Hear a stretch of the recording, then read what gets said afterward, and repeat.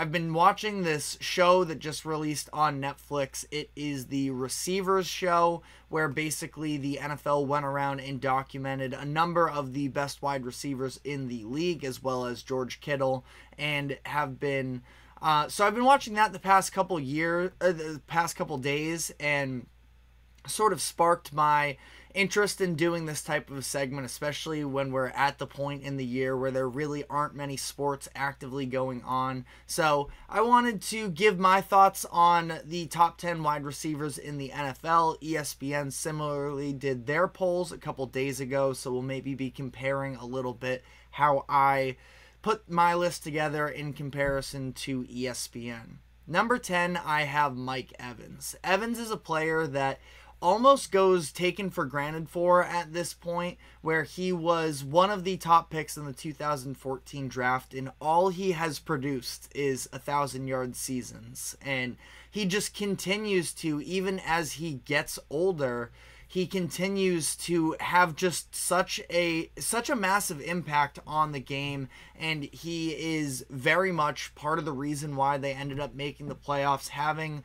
a quarterback in Baker Mayfield who, sure, he has talent, but somebody who had been written off a couple times already and was in need of having a go-to number one option, and Mike Evans was that this past year, where he was able to record over 1,200 yards and he led the NFL in touchdowns. So 10 is probably even maybe a little bit disrespectful here. Mike Evans is 30 years old. I think at some point the age is going to catch up to him. We have already seen him sort of throughout the course of his career at least have some sort of struggles with drops. I mean, again, you're talking about a player who gives you so much as it is. It's a little bit hard to nitpick sometimes, but, you know, the drops have been a thing that I feel like he is very much going to be at least semi-reliant on his athleticism. Now, still, the way that he is able to create separation at the line of scrimmage, break past cornerbacks, is something that, again, can't go for granted. But I feel like Mike Evans is at 10 for me in this position because I think it's more so going to be some of the younger guys that are overcoming him. One of those being Brandon Aiyuk, who I have ranked here at number 9. Aiyuk obviously making a lot of headlines as of late with his trade request, but somebody who has been...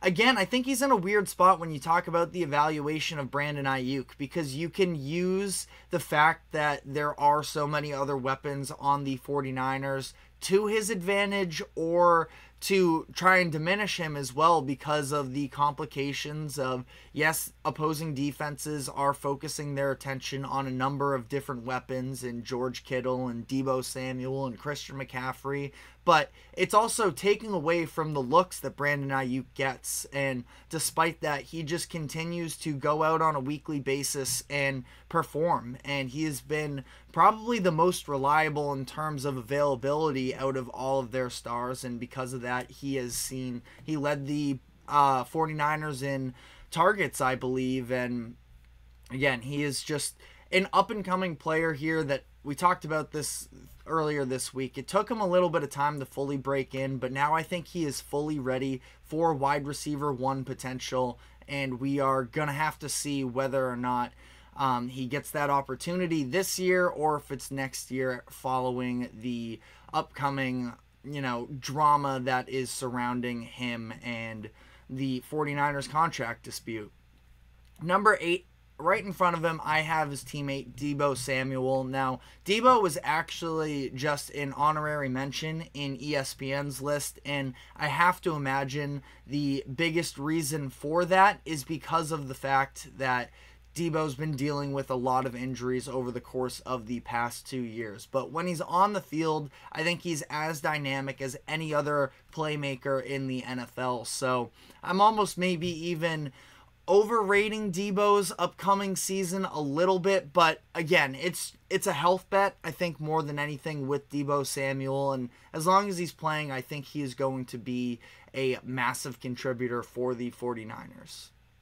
Number 7, I have Amon-Ra St. Brown, one of my favorite wide receivers in the NFL, somebody who just got his big payday this past year, and you can just see the, level of workhorse that he is. Again, some really good insights on what goes on behind the scenes with Amon-Ra, the fact that he has this father who has been pushing him to be excellent since he was a kid. I mean, you can see it with the mentality that he plays in, that he's one of those guys that just plays with a different level of aggression. And on top of that, the fact that he is just an unbelievable talent and, is very fundamentally skilled at the wide receiver position. There is a reason where he had 1,500 yards this season, put together an unbelievable season as All-Pro first team, and the future's only going to continue to get brighter with Amon-Ra, who's still just 24 years old. So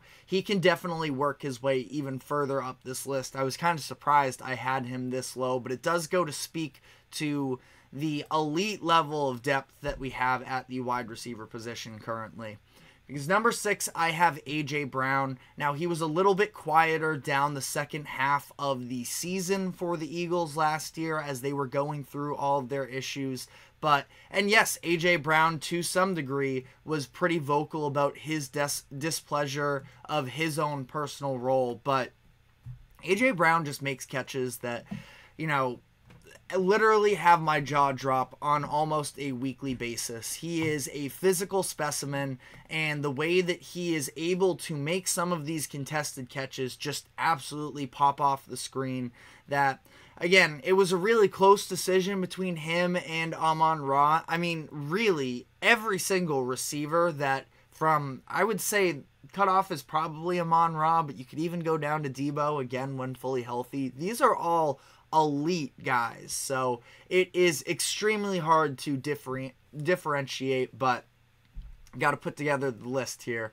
Number 5, I have CeeDee Lamb. Now, CeeDee has been very good for a number of years, but he wasn't elite level play until last year. So if you were to have him a little bit lower because of the fact that A.J. Brown has shown the fact that he can be, a top of the top receiver for a number of years, I will fully hear you out on that one. But CeeDee is just emerged into a different monster this past year, and it's something that I think is going to continue to last for years to come. Led the league in receptions this year with 135. He had 1,700 yards. I mean, this is ridiculous stuff from CeeDee Lamb, and it's the combination of everything in his game. The fact that he does have some of the size to be able to, punish smaller receivers, the burst and the speed that he has.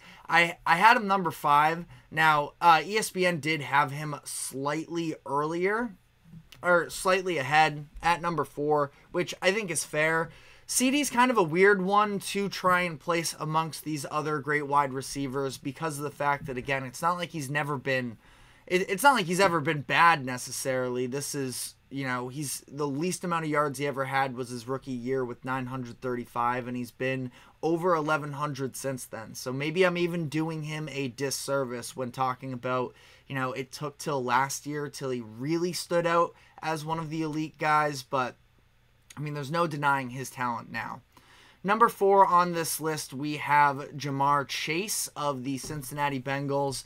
Chase probably gets dinged a little bit because of the fact that last year was just so weird, that he's been dealing with some marginal injuries, and then there was all of the, changes at quarterback with Joe Burrow dealing with his injuries, Jake Browning taking over down the stretch of the year. But if last season was a down year for Ja'Marr Chase, you are going to take that every time in the long term, and I fully expect him to be back. But again, a lot of really good names on this list, and he comes right behind Davante Adams, who I have here at number 3. Davante is just such a different wide receiver in terms of the consistency. And no, last year with the Raiders was definitely frustrating. And I guess I'm probably going to at some point, again, as we're in this little bit of a slow time, actually dive into the entirety of the receiver show when I finish up. But I kind of came away with, if you'll remember, it was after the Patriots game that they played, and they ended up winning that game, and Davante had that quote that went viral about how he doesn't measure his legacy is not in wins and losses, it's about greatness. And he did further elaborate on that concept, and I did actually kind of agree with him on it. They are paying him to dominate, to be a top wide receiver in the game, and yes, there's some accountability from him if he's not performing at the level, but if you watched the Raiders last year, that wasn't the case. It was a lot of the other instruments here in terms of Jimmy Garoppolo and Aiden O'Connell, and the overall level of quarterback play just was not there. Of course, the Josh McDaniels situation. So, I mean, he's right that if he isn't getting going, then the game plan isn't working to what they were expected to. And granted, in that Patriots game, it was not a good offense. They were just lucky enough to face off against the Patriots, who were incompetent on the offensive end. So again, I was kind of with them on that one, actually, and that's not something that I was expecting going into the docuseries. Of course, that's what a lot of these can tend to be, is a boost in PR, but I believe in the integrity of Davante Adams as well, and he's been one of the best receivers for, I mean, probably close to a decade now. So had to have him in the top 3 for me. Number 2, I had a hard time actually keeping this guy out of the number 1 spot, and that is Tyreek Hill. I feel like because of the fact that Tyreek is so fast that people tend to overlook all the other parts of his game, the understanding of where to go in order to get open, as opposed to just being a burner and running past everybody. It feels like he actually now understands the pockets to sit in and create opportunities for himself. He has incredible hands as well. So I think that ultimately, number 2 and number 1 are neck and neck for me. I guess we'll just dive into number 1 while we're here.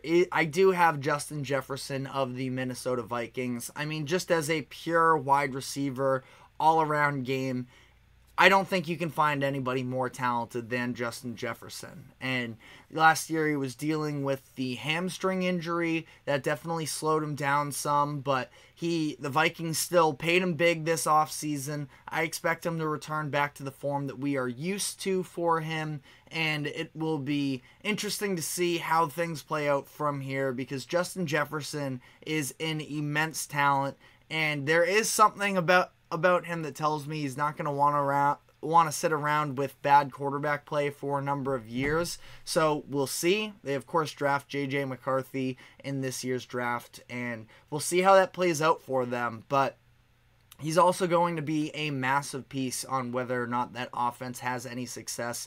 I believe in Kevin O'Connell. Kevin O'Connor. No, I'm confusing the two between the Ringer guy and the Vikings head coach. That's pretty embarrassing on my part. But Kevin O'Connell is who we're talking about here. But shout out Kevin O'Connor as well, I guess. But I think that Kevin O'Connell is a very bright mind from an offensive play calling standpoint, and he's going to do a very good job of getting Justin Jefferson the looks that he needs moving forward for the rest of his tenure here in Minnesota. But let me know what I got right, what I got wrong. Obviously, again, I think that especially the top 7-8 guys in this list are so close that it's kind of hard to differentiate in terms of ranking one directly ahead of the other. But again, let me know what you do think. But we're going to be now taking our first break of the show. When we come back on the other side, we will be diving into the upcoming season predictions for the Baltimore Ravens. So we are going to dive into that. But first, a quick break. Don't go anywhere. We will be right back.